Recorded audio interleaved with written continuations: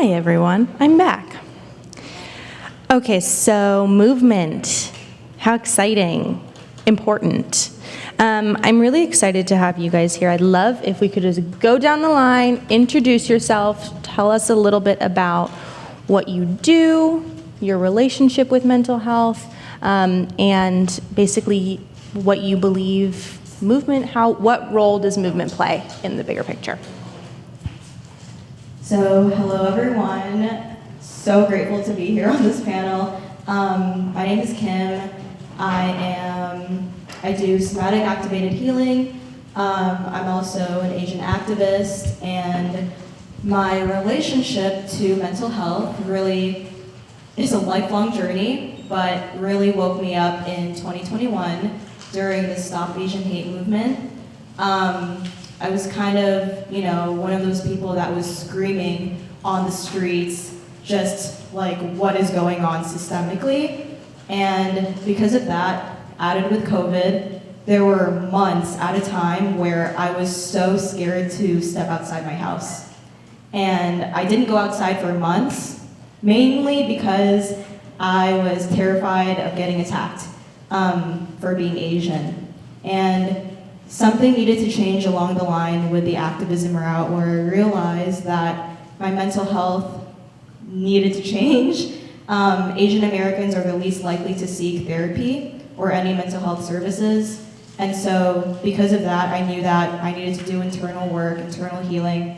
Fast forward to this year, I did a certification under Sadi Simone. He is a spiritual mystic, healer, and I took a somatic activated healing method course, and it's been the pinnacle of my work now as a coach for Asian American women and femmes to rediscover themselves through the body.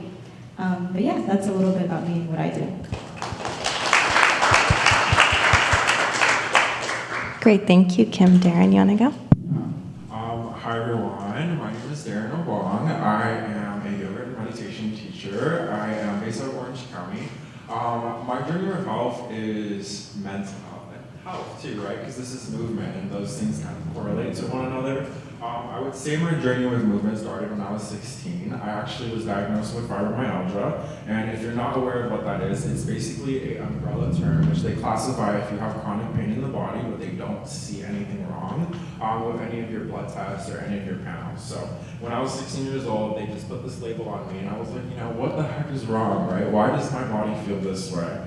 And so one of the things that really helped me is I actually started seeing an acupuncturist, which was kind of like this full circle journey, because I'm currently in school right now to be an acupuncturist. But my acupuncturist recommended that I try yoga. And the first yoga that I actually tried was not any type of yoga that maybe many of you have tried before. It wasn't vinyasa or gentle yoga or anything like that. It was actually Kundalini yoga. And if you've ever practiced Kundalini yoga, it's a very breath-centered practice. It's a practice that requires you to breathe, to chant, to do mantras. And really that was kind of like this eye-opening experience for me that started me on this journey to become a yoga teacher. And so I've been teaching yoga now for 6 years, and it's been this unraveling, right, of all of these different aspects of myself. Like, as much as the yoga practice was this thing that helped me connect to my body, it also helped me connect to the different things that were underneath that, the subtle energy, which we kind of talked about a little bit in the psychedelic portion of this, and I'm sure maybe Jess spoke about this in her meditation.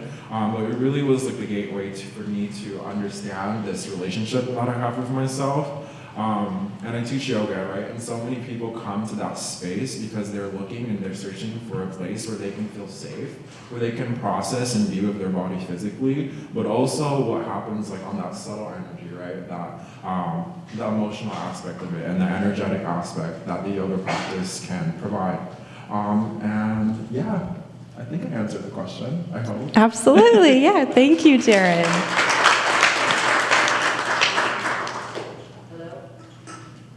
Hello. Hi everyone, my name is Carolyn Long, and I am a master yoga teacher and have been for many years, but I've had my private quantum healing practice since 2012. That's when I opened my private studio. So very similar to the path of these two, movement has never been a problem for me personally. Always been a very active triathlete, marathon trainer. Used to train triathletes as a hobby. It wasn't until 2007 when I was diagnosed PTSD, and I didn't even know I was PTSD. One day I ran my hand through my hair, and all my hair came out. And I had 3 little kids, and I was going through a divorce, and it was tough.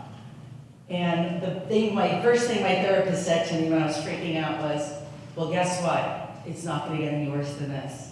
And that began my journey of my personal endeavor of a spiritual practice on a mat as a yoga teacher. I did 3 certifications back to back, and I swore I would never get off my mat because it's what healed me. I've always been a holistic practitioner, finding the root of our illness. And that led me through many years of just teaching yoga to expand, to understand that when you're teaching 4 to 5 classes a day with 40 people in the class, and start to recognize similarities and imbalances in the volume of those people, I started even deeper research. And in 2010, a gentleman by the name of Dr. Teagarden, he's out of Prescott, Arizona, came to me and said, you need to see my work. Because by that time, I was already well depth into energy anatomy. Energy is my forte, movement is my being. So as Dr. Teagarden introduced me to his practice, Emergence Care Therapy, I devoured it, and I became an emergence care therapist, which is basically working with being present. The mind, we talked about mindfulness, presence, everything that everybody has said is exactly what I'm going to facilitate for. So now as a quantum healer, my most recent guide, Dr. Jean Houston, who happened to be the person in the 60s who in New York, at New York University, ran the LSD trials. She is the pioneer of the quantum realm, and her pure title is Human Potential. After working with her in 2017 for a week, coming back, my quantum healing practice took off. Quantum healing is working higher layers of consciousness. Right now, you're looking at me, we're talking in 3rd dimension, the physical body. When we start moving and connecting with our breath, and we drag our breath into our being, our mind shifts from day to day. I gotta do this, the to-do list, to hopefully focusing, ooh, my shoulders are tight, my belly's upset, I have a headache, I'm dehydrated. That movement takes us to a deeper layer of presence, higher consciousness. And in my world as a yogi, it's above 5th dimension. And if you're not aware of the mind calendar ending in 2012, which happened to be December the 21st, which I didn't know at the time, which is the very day I opened my practice, my private practice, and I go figure, well, of course I did, because I woke up, and I'm still awake. And I feel I found my life purpose, as many of the people that you met on this panel have. And it's very interesting to me, because just 2 days ago, a young person, I work a lot of my private healing practice happens to be 18 to 26-year-olds, or kids in juvenile, like grade school kids, when they start going back to school. Because a lot of kids going to school, or teachers are saying they're too hyperactive, they need drugs, they need stimuli, and their parents are bringing them to me to assess them. And what I'm doing is educating the parents to wake up. Kids today are brilliant. They vibrate much higher than I am. I was born in '64. I'm much more dense than this beautiful soul right here. And I feel blessed to be in company with people of higher frequency. And my whole purpose is to wake everybody up to know that you are more than a body, that you're more than a soul, that you have a mind-heart connection now. And these beautiful two are opened already at the heart center, and they may look at somebody like me and say, you're a crazy lady. Because I've had people say that to me. The other things that I do cancer management. I was certified back in 2010 by Tari Prince out of New York City. And it's a holistic practice of bringing movement, meditation, and breathing to people suffering and dealing and battling their cancer. And now, finally, in the past 5 years, we now have the research and white papers to prove the benefits of breathing, movement, meditation as factual healing modalities. So thank you. Thank you, Carolyn. Thank you. So I want to actually kind of bring in a little bit of my own personal spin. So I was a dancer most of my life until I felt I was getting creaky, which is, I probably should have kept going when I got creaky, but I stopped. And I'm curious, and I know that when I was a dancer, I was always happier after I danced. And at this moment in time, kind of half 1 foot in COVID, 1 foot out of COVID, but a lot of people still working virtually in one position at a computer all day, or maybe doing more work on the computer because we've grown used to being on the computer. Could you guys speak to the importance of breaking out of the mold, right? My knees crack when I get up from the computer, which is probably not good. I don't know if anybody can relate to that, but could you guys speak to that, getting out of what we're in right now through movement? I can talk about it. Yeah. And so I think it's funny that you're asking this, because during the pandemic, I was a full-time yoga teacher prior to COVID. So teaching around like 20 classes a week, right? So moving literally every day throughout the entire day. But during the pandemic, with the inconsistency, right, of yoga studios being shut down and gyms being shut down, I actually went back to working a corporate job. So here I am at a cubicle working 50 hours a week, right? With the awareness that I have of my body. And so really, it was very eye-opening for me coming back after the pandemic, being a yoga teacher, after the conditions that everyone experienced for the past, 2 or 3 years, right? Like the forward head carriage, like this starts to happen, which applies a lot of pressure in your traps. The rounding of the shoulders, right? And this isn't just like a physical thing. Like, yes, it's your physical body, but it's emotional, right? When we're in this position, we're closing off our hearts, right? And really in life, we need to lead with a tall spine, lead with our energy. And so it's really, really important to just be very, very mindful, right, of the movement patterns that we practice on a day-to-day basis and why we practice them. Because sometimes there is a deeper reason or a deeper meaning behind why we round our backs, or why we, walk with our left shoulder forward and not our right. And so really just being mindful for that. A lot of us here, maybe you're not even a movement practitioner, and it's just a really good reminder that movement is a part of our day-to-day routine from the moment we step out of our beds. And so how are we moving and what positions we're putting our body in is really, really, really important. That was amazing, because I'm actually working on that right now. I'm actually getting out of a depression moment. As I love what you said so much, because especially with someone who does deal with depression, it comes and goes. I sleep in a fetal position, and then when I wake up, I'm still working on it. I'm like this a lot, and I think the hardest part about working a desk job is getting out of it. Like the mind power of knowing that, okay, it's time to go for a walk, or it's time to go to the yoga class. It's the 10 minutes, it's like the beginning, it's that bridge of getting there. For me personally, that is a constant battle. And the easiest thing to do is to sit there and watch Netflix and order some food after a long day. That is me. And it's kind of ironic because I'm here talking about movement. But every single time I do my practice, and these beautiful souls have their own practices, but every single time I choose to do it, my own practice, whatever it may be, I feel a little bit better after doing it. And I could go and I could sleep at night knowing that, even though all of these things are happening in the external, I did that one thing that fed my soul. And when you feed your soul, it is a mind, body, you're all interconnected. So by feeding your body, you're also feeding your soul and your mind. And even to add to this too, because you mentioned something so beautiful, here in the West, we treat, in the Western medical system, love it so much, but we treat the mind and the body as if they're two separate entities. But, in so many spiritual traditions, Eastern-centric traditions, the mind, body, and soul have always been treated as one.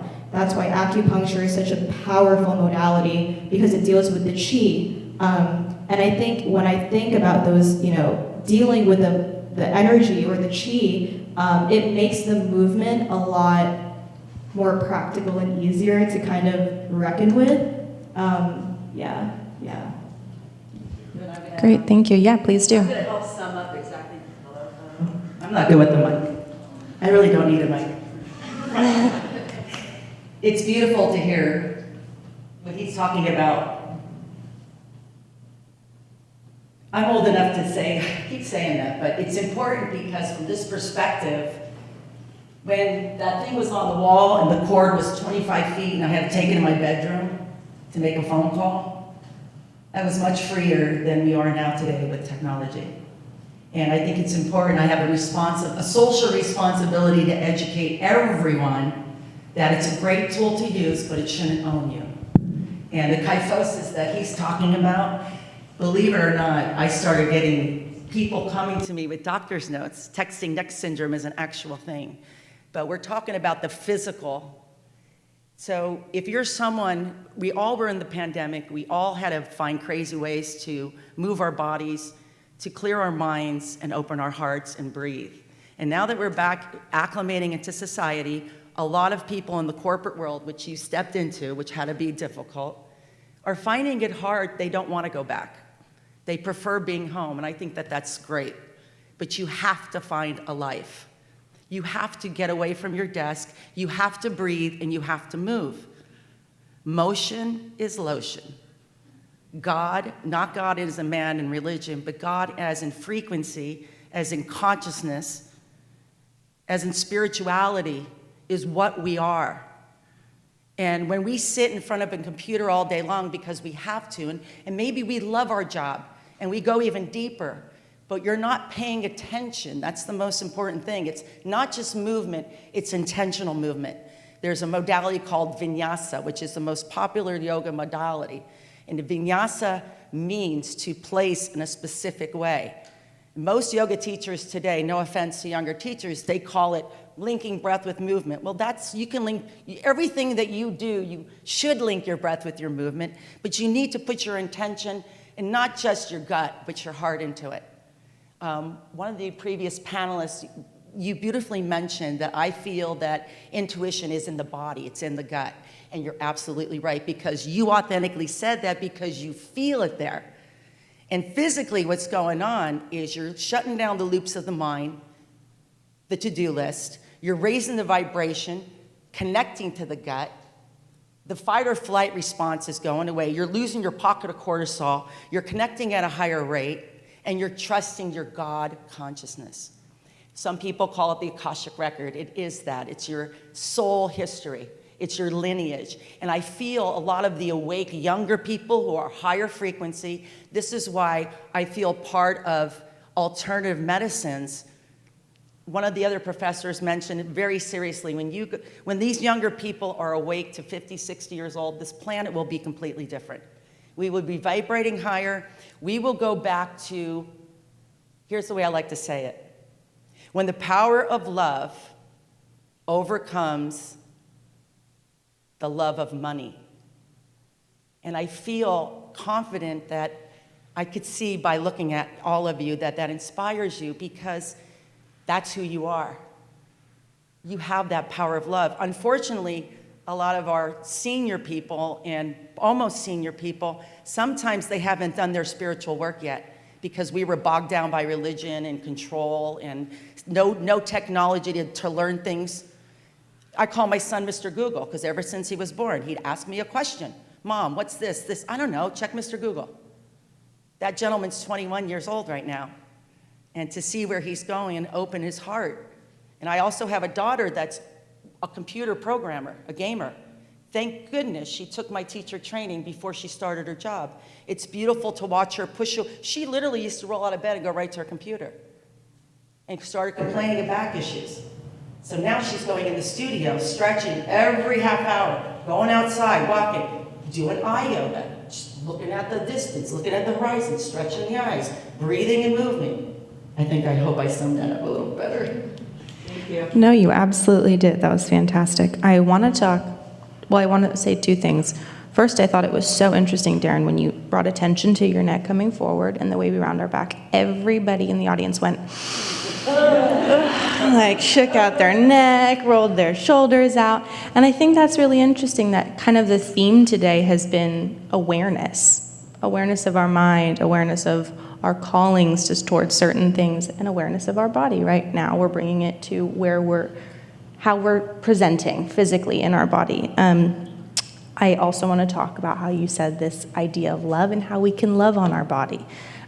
For people who are stuck in a corporate job, or for me, I'm a student, I sit at my computer all day in Zoom classes, and then I sit there a couple hours longer to do homework.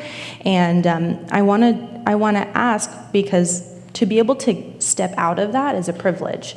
And that's some of us don't have the privilege to get up and move throughout the day, right? Like you can do before and after. But what are some things people can do quickly in a short amount of time to bring awareness to their body, to maybe make some corrections to the way that we are presenting day to day that might be able to benefit our mind, our body, moving forward?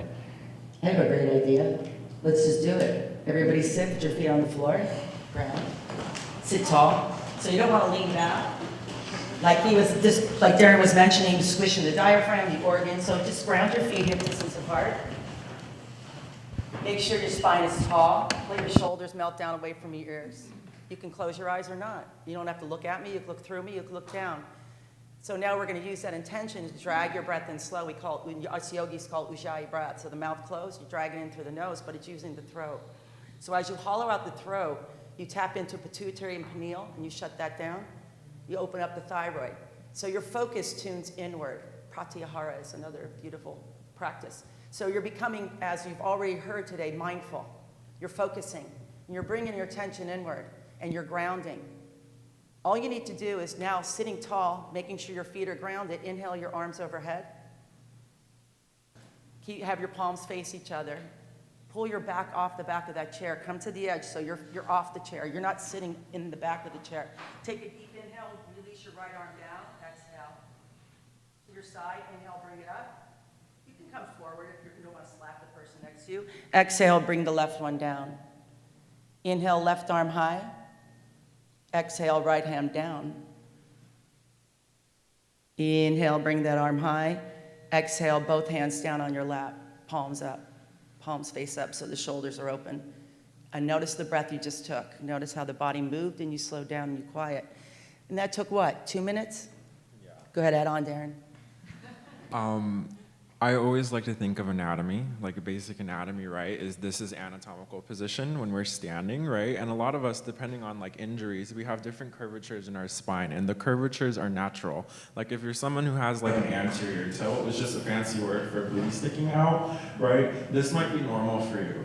But really to focus on this like axial extension, even as you're seated on a desk, which is just really the head lifting upright, or I like to think like a string attached to my head, like I'm a puppet, and literally someone's pulling me up. Like just that simple awareness, you'll start to see, like literally even as you're driving, this can be so powerful. And I know I'm a yoga teacher, right? And so with movement, like sometimes I don't get to practice a lot of movement. And so one of the things that I like to practice is a walking meditation, where even for just like 2 minutes, 3 minutes out of the day, I will literally be like, I'm gonna go to the restroom right now, and I will leave my office and like take a lap. And I found that that was so helpful for me, because also like your lower limbs, your lower extremities, for me, I run very cold, so my legs will start to lose circulation. And so I actually need to get up out of my desk and move my body. And that's really important, right? Because our bodies are heat generated. And so if my feet are cold, my full circulation is not actually working to its optimal ability. And that also has like correlations and effects on your cognitive abilities, and how mindful or how conscious or how aware you are in any given moment. So just being, I like to think of it as almost like not overcomplicating it, right? It can be as simple as shoulder rolls, neck rolls, on a walk. Movement is movement, whatever it is. So finding that movement that works for you, and it can be intuitive, and that's why I so love the yoga practice, is because your body knows what it wants to do, right? How many times you're like, and then you have a little pop, right? Like you knew that needed to happen, but you needed to slow down in order to be like, oh, that's what my body was telling me, right? And so giving yourself that opportunity to listen to your body, I think is always the first step. Like that check-in, how's my body doing? How's my shoulders doing? Not so good, right? Okay. A little better. That's amazing. Fantastic. Again, I think you guys keep coming back to this. Check in with your body, listen to your body, bring the awareness back to what your body's telling you it needs in this moment. I quickly want to ask you, Kim, because perhaps this is selfish of me because I'm a dancer, but you practice ecstatic dance, which just sounds like a party to me. And I just would love for you to quickly talk on that before we open up for Q&A, if you wouldn't mind. Yeah, so I love ecstatic dance so much. And namely, it's because ecstatic dance allows me to take up space. Ecstatic dance allows me to truly get out of the stories that my mind is saying and get into the body quick. And so I do the somatic activated healing method, which combines movement, meditation, mantra, and ecstatic dance all into one thing. But you can always do ecstatic dance. What I like to do first is a minute of shaking. So literally just shaking the body, allowing the body to move however it wants to move to get it like warmed up and going. And also, if you're neurodivergent, it's actually a stimming tool. So you can use shaking whenever you're going to work or school. And then immediately after that, I ecstatic dance. And ecstatic dance pretty much looks like dancing and taking up space however you want to. And I will tell people, I tell this to my clients who are Asian American, and they are really learning what it means to take up space and speak up in the workplace. I tell them that, ecstatic dance is going to feel really fucking awkward. Sorry, I'm a cursy girl, but it's going to feel really crunchy at first. You're gonna be like, what the hell? Am I supposed to do that? Like, my bones are cracking in a way it's not, and I'm like, yes, continue on. Because that discomfort just shows you that after doing maybe 3 minutes of ecstatic dancing, you feel a little bit better, right? You feel like your bones are kind of like opening up a little bit, right? You feel like your throat chakra is opening up a little bit as well, right? And I'll add this because it seems like we're combining spirituality and body and science. There's this queer mystic, his name is Rumi. And, back, whenever, he existed, whenever he was alive, actually ecstatic dance was a form of prayer to the gods, because ecstatic dance allows you to connect to the divine. Reason is because you're out of the body, and you're out of the mind, and then the body becomes a vessel to the divine. So it was actually used as a form of meditation and worship. And so that's how I like to see ecstatic dance whenever I'm so caught up in the what the fuck am I doing mentality.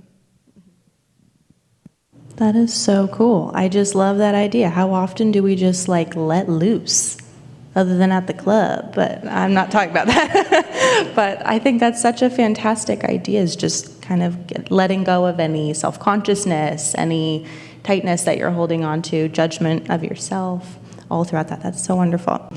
Thank you guys so much for being on this panel. We're so appreciative.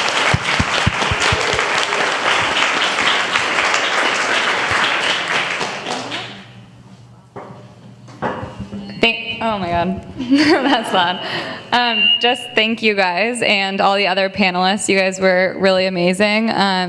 This is in honor of World Mental Health Day, which is on Monday. And if you're interested to learn more about AIM and what we do, Jenny at the front of the table on the way out can get your information or share our website. You can follow us on Instagram, which is AIM Mental Health. And this is the first of the series we're going to put on. So if there's any topic that you're interested in learning about, like anything mental health related, you can DM us or tell Jenny on the way out or tell me, and we'll try to make it happen in the future. But yeah, thank you, everyone, and have a good rest of your Saturday.